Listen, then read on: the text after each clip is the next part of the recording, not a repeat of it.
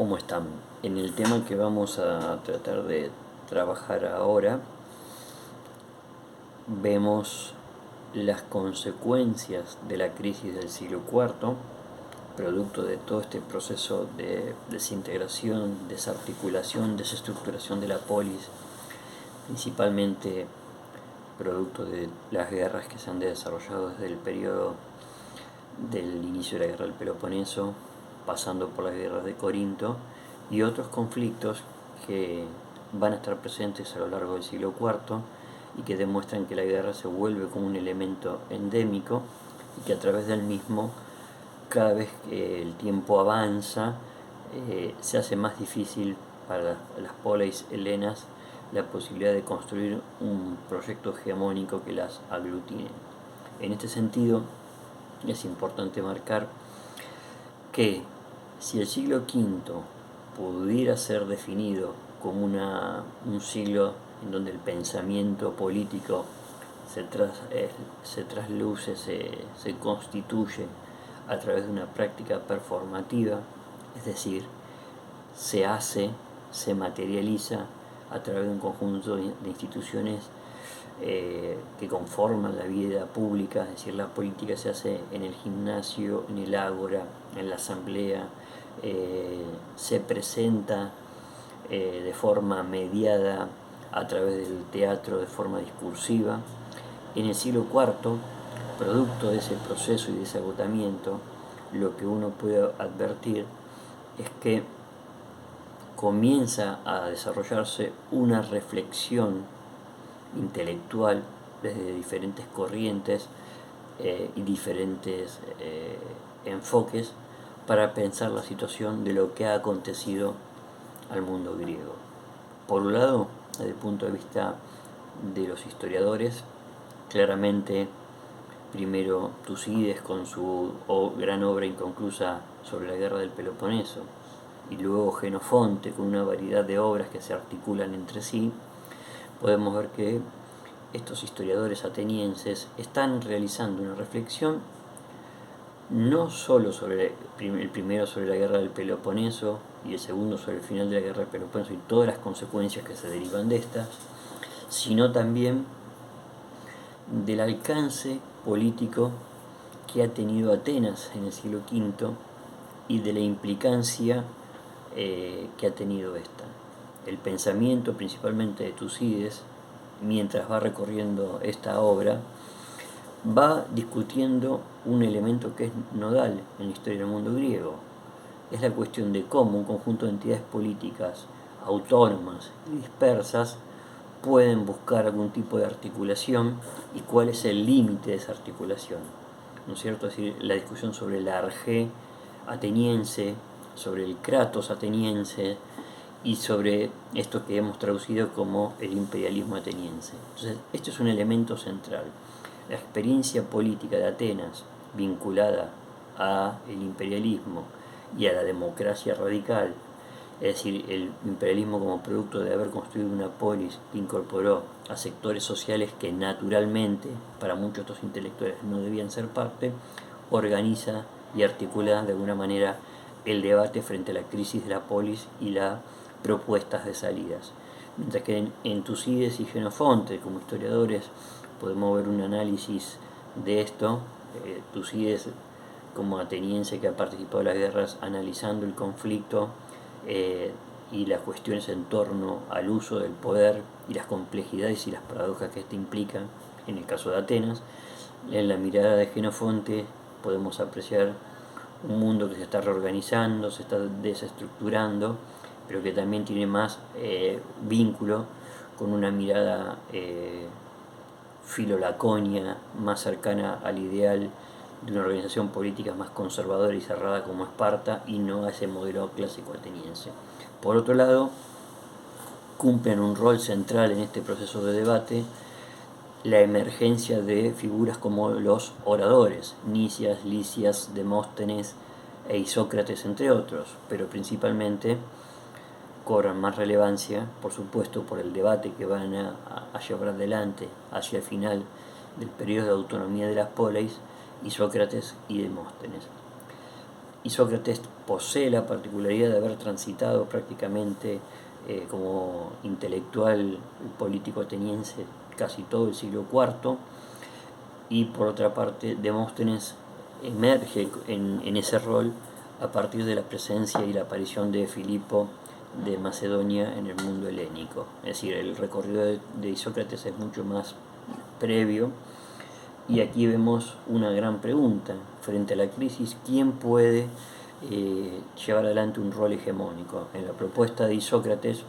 claramente lo que está planteando es que hay una salida para la crisis del mundo helénico, y esta es organizarse en un sentido de unidad, que deje atrás los viejos modelos imperialistas, tanto el que ha llevado a Atenas en el siglo V como el que comienza a desplegar Esparta apoyado por el imperio persa en el siglo IV. En la mirada de Isócrates es posible que el universo helénico se una de una forma distinta, y que a través de un mando político hegemónico, pero no despótico, pueda llevar adelante una causa, una empresa que ha estado durante mucho tiempo pendiente: la guerra contra el persa. La conquista del imperio persa por parte de Isócrates podría llegar a traer paz al mundo helénico, y también todos los recursos materiales y económicos que se necesitarían para poder restituir la situación de crisis económica y social del mundo griego. En esa mirada, inicialmente Isócrates piensa que la posibilidad está puesta en Atenas, luego en Atenas y en Esparta, luego en algunos de los tiranos y personajes que empiezan a emerger en el mundo griego, hasta que finalmente recae en la figura de Isócrates. ¿Por qué estos cambios? Estos cambios van demostrando el agotamiento en el mundo griego de la posibilidad de que haya una hegemonía sustentable a través del tiempo por parte de alguna ciudad con preponderancia. Y finalmente, en el pensamiento de Isócrates, esto se desvía hacia la figura de Filipo, y a partir de ahí Isócrates va a teorizar la idea de cómo puede ser posible que Filipo sea el hegemón del mundo helénico, sin quitar la autonomía del mundo helénico, pero por otra parte capaz de llevar adelante la campaña bélica hacia el mundo persa. Enfrente de él está Demóstenes, quien discute esto y considera que el enemigo a vencer no es el persa, sino que el verdadero bárbaro, aquel que puede poner en discusión el modelo hegemónico del mundo helénico, es Filipo y Macedonia. Hay que aclarar, y esto es importante, no es solamente una cuestión discursiva entre libertad y tiranía, sino que en el caso de Demóstenes lo que uno puede ver es que la presencia de Macedonia controlando todo el sector de Tracia, las minas que hay de ahí de oro, la madera y la salida hacia el Mar Negro, lo que está haciendo es poner en jaque la posibilidad de la reconstrucción de una segunda instancia hegemónica por parte de Atenas. Es decir, Demóstenes ataca a Filipo no tanto desde la concepción de lo que implica la tensión entre griegos y bárbaros, sino porque la presencia macedonia y la acción política que realiza Filipo pone en discusión y en crisis el modelo que busca Atenas. Entonces, en Demóstenes e Isócrates se ve esa tensión buscando una salida política hacia el siglo IV. Y el último factor que hay que tener en cuenta es el de Platón y Aristóteles, quienes desde la filosofía, por un lado, Platón desde una mirada más ideal va a pensar una estructura más jerárquica para organizar la estructura de la polis. De alguna manera su modelo utópico recae en la revisión del modelo espartano, poniendo al rey filósofo sabio en el centro, y por supuesto desplazando de esta mirada a quienes no podrían participar por no ser parte del estatus político y económico que necesita la ciudad para su buen funcionamiento. Desde el punto de vista de la mirada de Aristóteles, que se muestra como más práctica e inquisitiva en la indagación que realiza, podemos apreciar un par de cuestiones que son importantes, y algunas de ellas van a seguir presentes para cuando analicemos la situación de Roma en su expansión en el Mediterráneo. En el caso de Aristóteles, él analiza las politeias, las formas de gobiernos que presentan el mundo griego, ¿no? Que a veces es traducido como constituciones, y ahí lo que podemos apreciar es que, aunque él también presenta una ciudad más jerarquizada, más cerrada, que se desplaza del funcionamiento de la democracia radical ateniense y se podría perfilar más cercana a los ideales, entre comillas, idealizados desde el siglo IV de la democracia conformada por Solón, lo que podemos saber es la presentación de un modelo de análisis más complejo que ha sido a veces conocido como la teoría de los ciclos. Es decir, en primer lugar, frente a tres formas de gobiernos puras y tres formas de gobiernos impuras: la democracia, la aristocracia y por último la democracia. Y enfrente la tiranía, la oligarquía y la oclocracia. En estos tres modelos se va produciendo un sistema de círculos. El primero decanta en el segundo,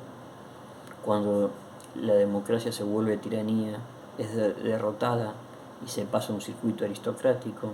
Cuando la aristocracia se corrompe y se vuelve una oligarquía, es derrocada y se pasa a un sistema democrático. Cuando el sistema democrático se corrompe y se pasa a una oclocracia, a un sistema demagógico como es el de la Atenas del siglo V, finalmente se vuelve un sistema centralizado. Y este debate que plantea en torno al círculo es porque el círculo está volviendo al debate entre democracia y monarquía en el marco del siglo IV. Esto que se ve en Aristóteles y luego va a ser retomado por Polibio, se expresa en otras manifestaciones en torno a la figura del gobernante autócrator, es decir, la posibilidad de que haya alguien que gobierne por encima de la ciudad, en beneficio de la ciudad, a través de su liderazgo político, de sus virtudes militares, y esto implica de alguna manera la recuperación de los viejos valores de la aritea homérica en una parte, recuperar la dimensión de lo épico, pero ahora ubicado en el marco de la crisis de la ciudad, y estas son formas de representación del poder político que de alguna manera anteceden y anuncian los ideales que se van a terminar constituyendo durante el periodo helenístico. Y como no puede faltar en este contexto, la mujer, como lo hemos dicho, las mujeres son una parte integral de la formación de la polis. Su exclusión y las tensiones que ellas han presentado para poder incorporarse a la misma y tener espacios de participación fuera de las órbitas de dimensión institucional es muy importante, y en la figura de Platón y de Aristóteles también se produce un proceso de sistematización del rol y de la naturaleza de las mujeres, que explica, fundamenta su exclusión, pero que le da un marco mucho más racional al que habían constituido desde el periodo arcaico las formas más de tipo poéticas como la de Homero, Hesíodo, Simónides. Entonces es en este marco de transformación, de pensamiento intelectual, que se aleja de la dimensión de lo performativo, que tenemos que pensar cómo se analiza el mundo helénico, buscando soluciones, porque estamos frente a una crisis terminal del sistema político de la polis. Les mando un abrazo.